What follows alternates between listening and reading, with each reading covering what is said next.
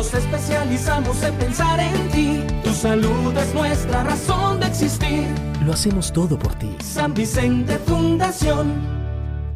A continuación, seguimos con uno de los espacios más queridos y recordados en Urgente Saber de Urgencias, que es la Conferencia del Maestro. Para el día de hoy tenemos un invitado muy especial que sin lugar a duda ha sido un maestro para muchas generaciones de médicos y de cirujanos y por todas aquellas personas que trabajamos en pediatría. Es el caso del doctor Jorge Alberto Martínez Montoya. Él es médico de la Universidad Pontificia Bolivariana, cirujano de la Universidad Pontificia Bolivariana y cirujano pediátrico de la Universidad de Antioquia. Trabaja en el Hospital Infantil de San Vicente Fundación desde hace 27 años y ha sido un docente, un cirujano, ha sido un maestro para todos nosotros. El doctor Jorge Alberto hoy hablará de escroto agudo en pediatría, uno de los principales motivos de consulta en los servicios de urgencia, tanto de primer, segundo y también tercer nivel. Bienvenido, doctor Jorge Alberto. Muy buenas tardes. Primero que todo, quiero darle las gracias al doctor Abraham por la invitación y por esa presentación tan especial. Vamos a compartir algunas reflexiones sobre este tema, escroto agudo, y espero que sea de utilidad para todos los participantes en este seminario. Los médicos hemos acostumbrado a poner nombres a cierto conjunto de enfermedades para tratar de llamar la atención acerca de lo grave que puede ser el desenlace de alguna de ellas. Estamos pues muy acostumbrados a escuchar el tema de abdomen agudo y similarmente también existe este grupo de enfermedades que caracterizamos como escroto agudo.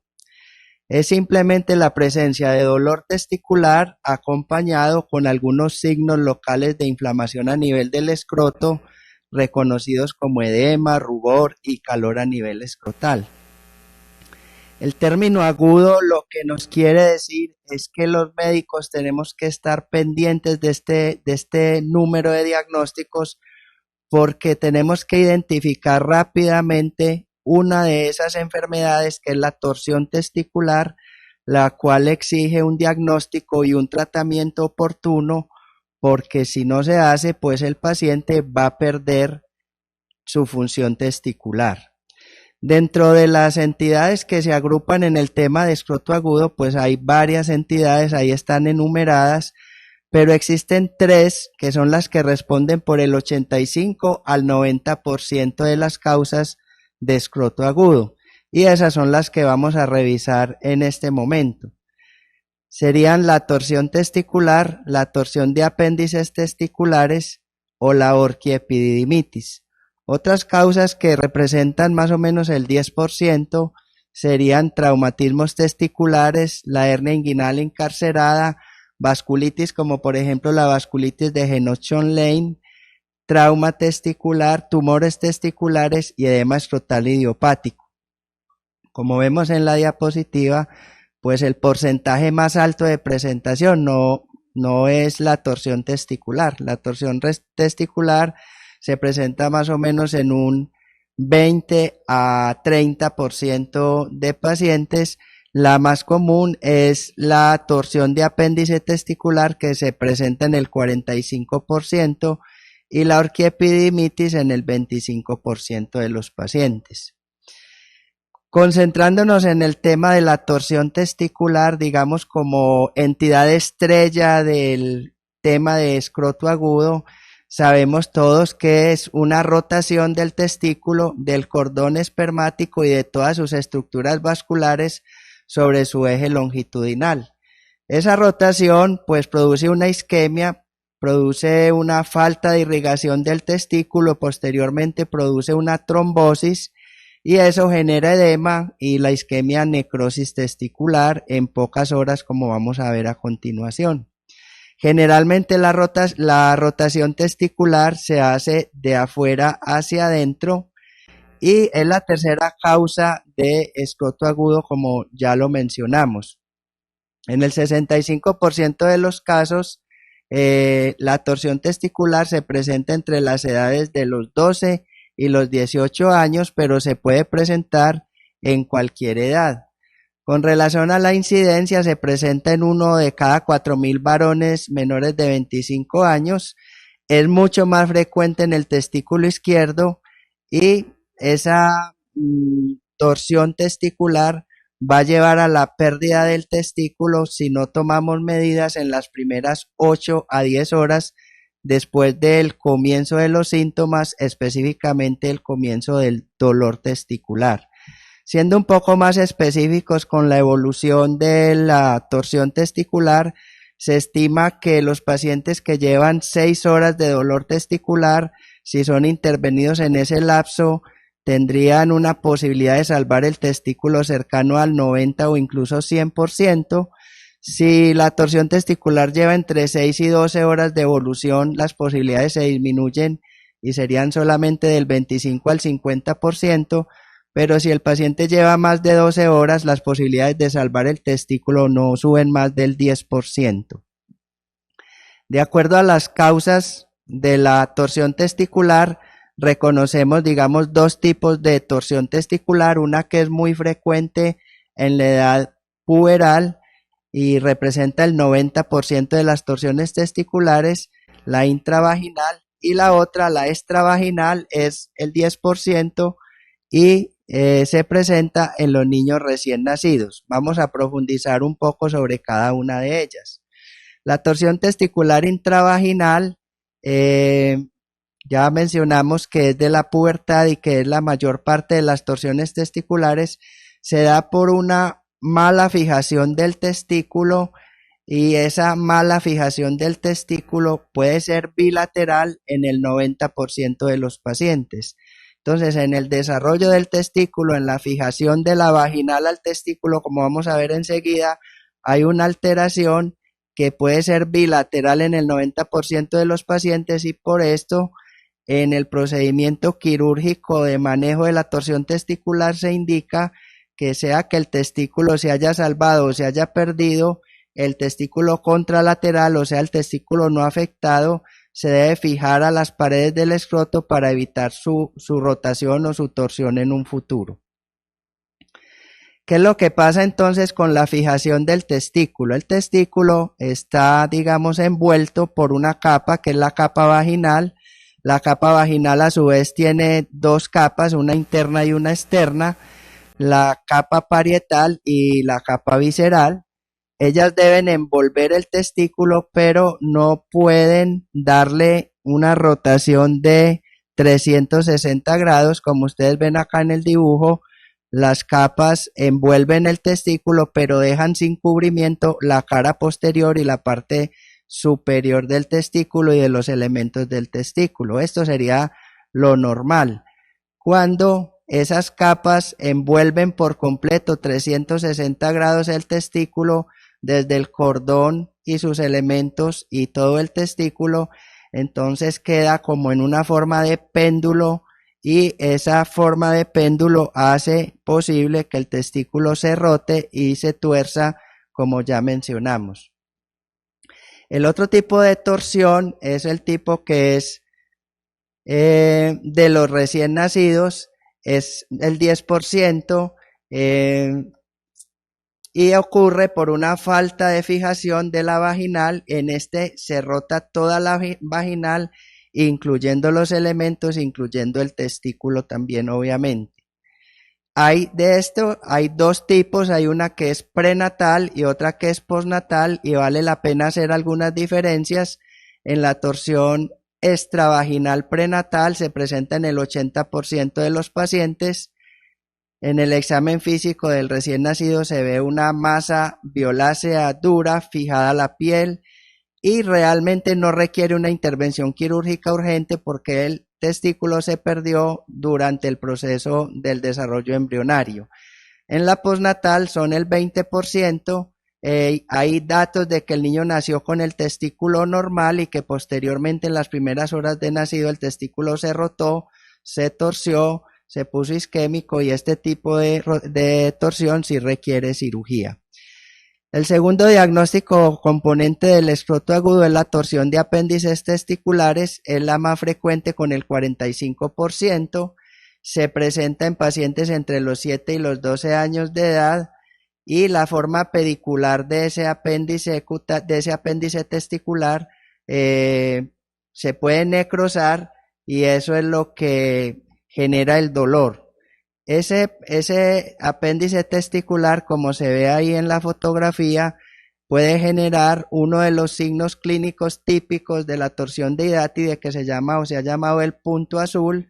Es muy, digamos, ayuda mucho para el diagnóstico, pero desafortunadamente no se presenta sino en el 10 o 20% de los pacientes. Existen distintas localizaciones de los apéndices testiculares. Hay apéndices, están marcados los testiculares que representan el 92%, ahí están en el número 1, son apéndices derivados del conducto de Müller, y los otros 3 apéndices que son del epidídimo y el apéndice de Giraldez y el aberrante del epidídimo son menos frecuentes y se encuentran localizados donde ustedes ven los dibujitos correspondientes. El tercer diagnóstico es la orquiepididimitis, es la inflamación del testículo y del epidídimo, representa más o menos entre el 20 al 30% de las causas de escroto agudo, tiene una incidencia de 1.2 en 1000 varones y acá generalmente la inflamación del epidídimo aparece como una prolongación de la inflamación del testículo. Se puede diseminar por vía hematógena cuando es bacteriana o también puede ser secundaria a infecciones virales. Es interesante saber que solamente en el 25% de los casos de orquiepididimitis se logra establecer el agente causal. También tiene una presentación bimodal en términos de edad, se puede presentar en niños lactantes mayores o en escolares entre los 10 y los 12 años. Dentro de las causas se reconocen manipulación de las vías urinarias como sondajes, cistoscopias, etcétera, pero también cuando se presenta en niños lactantes pequeños hay que descartar alteraciones anatómicas, problemas como reflujo vesicureteral, vejiga neurogénica o alteraciones como ureteres ectópicos. En los textos aparecen tablas donde está, digamos, los gérmenes más frecuentes que se presentan en la orquiepididimitis. De pronto, para resaltar de esta tabla simplemente que los niños mayorcitos que tienen vida sexualmente activa, los gérmenes son completamente diferentes y requerirían de un tratamiento antibiótico específico, pero en la mayoría de los niños más pequeños los gérmenes son gérmenes comunes sensibles a la mayoría de los antibióticos. Y también importante reconocer, como ya mencionamos, que los virus también pueden generar orquiepididimitis. Hablando en general del escroto agudo, entonces, mensaje fundamental, el diagnóstico debe ser clínico, debe estar basado en la historia clínica y en el examen físico, y también muy importante, si tenemos una sospecha clínica de una torsión testicular, el paciente debe ser llevado a una exploración quirúrgica urgente sin esperar ayudas diagnósticas. ¿Cómo vamos a hacer el diagnóstico diferencial? Nos vamos a basar en la edad, el tipo de dolor, la localización del dolor, la intensidad, si es un dolor agudo que es más de la torsión testicular o subagudo que es más de la orquiepididimitis y la torsión de hidátide, si hay síntomas urinarios que son frecuentes en la orquiepididimitis y si hay fiebre que también es importante en la orquiepididimitis. En general no se reconocen eventos desencadenantes de la torsión testicular, puede presentarse en el niño mientras que está durmiendo o al momento de despertar y ocasionalmente se asocia con periodos de actividad física importante. En el examen físico tenemos que revisar el sitio del dolor, obviamente el testículo, palparlo, mirarlo, ver la consistencia y tratar de mirar si hay algún sitio en el cual hay mayor intensidad del dolor, si hay presencia de signos inflamatorios locales, si existe el punto azul que nos sugiere una torsión de hidátide, y hay 3 signos característicos que serían buscar el reflejo cremasteriano, el cual está abolido en la torsión testicular, buscar el signo de Governer, que es un testículo aumentado de tamaño fijo horizontalizado, y también es muy característico en la torsión testicular, y el signo de PREM, que sería positivo en la epididimitis y consiste en que al sostener el testículo al paciente mejora el dolor, y ese sería positivo, y en el signo de PREM negativo, al sostener el testículo al paciente no mejora el dolor, lo cual sugiere la presencia de una torsión testicular. Con esos 4 elementos fundamentales, la edad, el dolor, los síntomas urinarios y la fiebre y los signos clínicos, podemos hacer un diagnóstico diferencial relativamente sencillo buscando específicamente la torsión testicular. Después de la historia clínica, entonces, si hay una sospecha de torsión testicular, evaluación urgente por cirugía pediátrica para programar una exploración quirúrgica, evitar pruebas diagnósticas que demoren el tratamiento, y si no hay una sospecha de torsión testicular, pues se puede recurrir a las ayudas diagnósticas. Para hacer una revisión de las ayudas diagnósticas, pues la más socorrida es la ecografía de Doppler testicular. Tiene una sensibilidad relativamente baja, tiene una especificidad más bien alta del 97 al 100%, pero también tiene falsos positivos, y hay que tener en cuenta que la presencia de flujo testicular no descarta la torsión.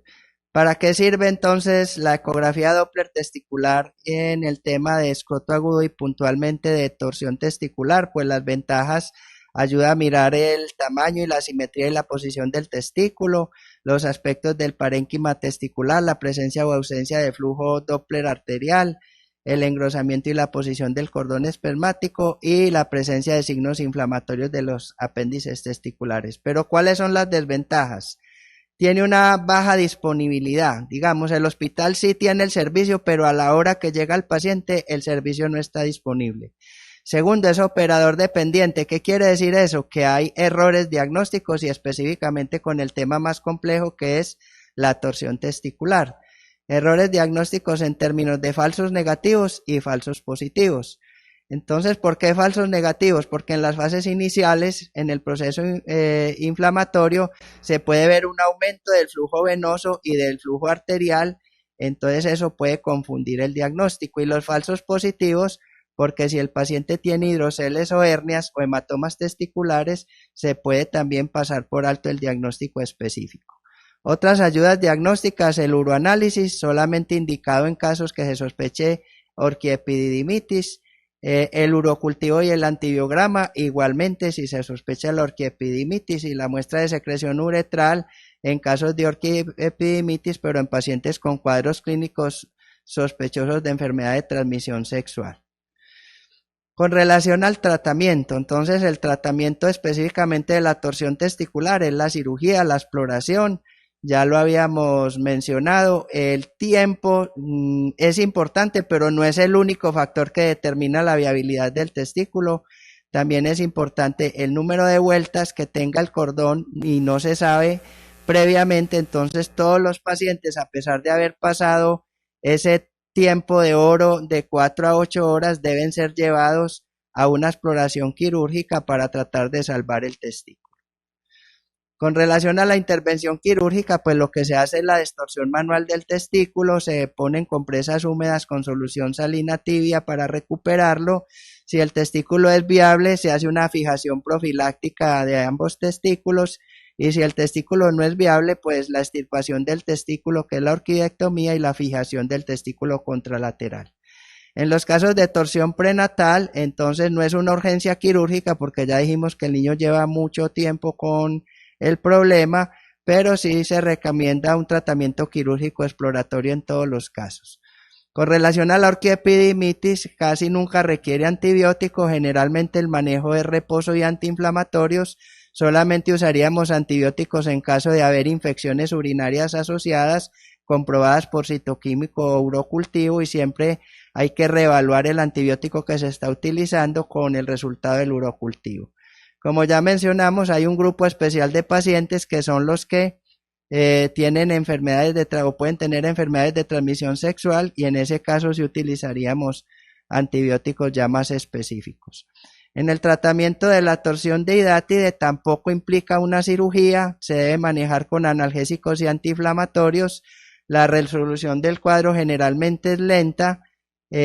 Solamente se indicaría la cirugía si hay dolor refractario después del tratamiento médico, si hay episodios recidivantes de torsión o si se encuentra la torsión de hidátide en el medio de una exploración quirúrgica bajo la sospecha clínica de una torsión testicular.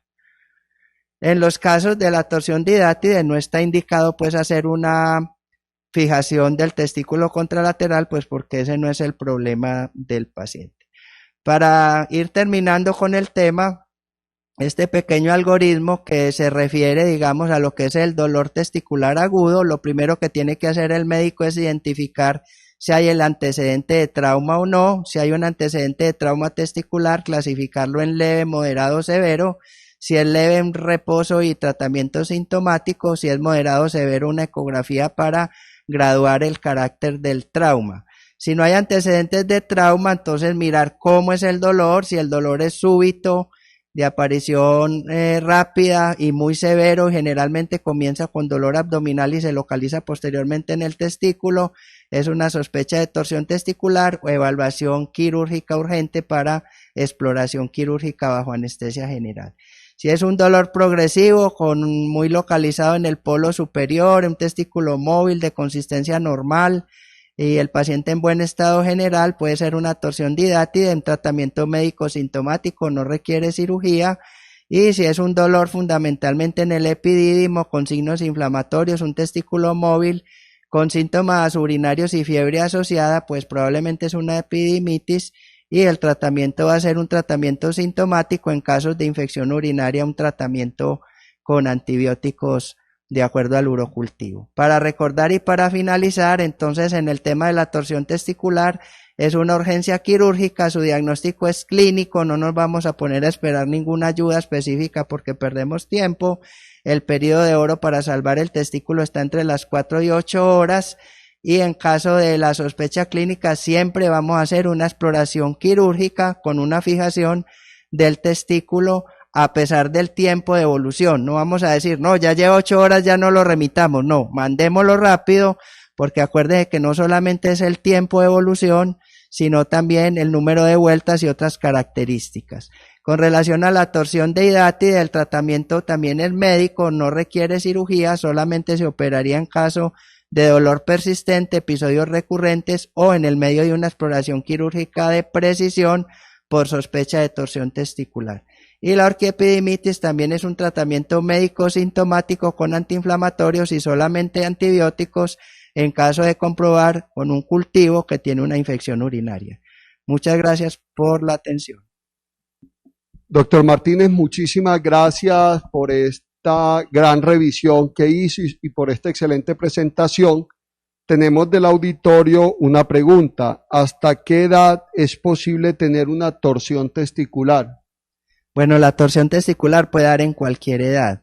Es una, como ya dijimos, la más común, es en los adolescentes, pero en ese grupo de edad puede dar en cualquier edad la torsión testicular. Muy bien, doctor, le hago una pregunta que yo pienso que lo mencionó en su presentación, pero me gustaría ser más enfático.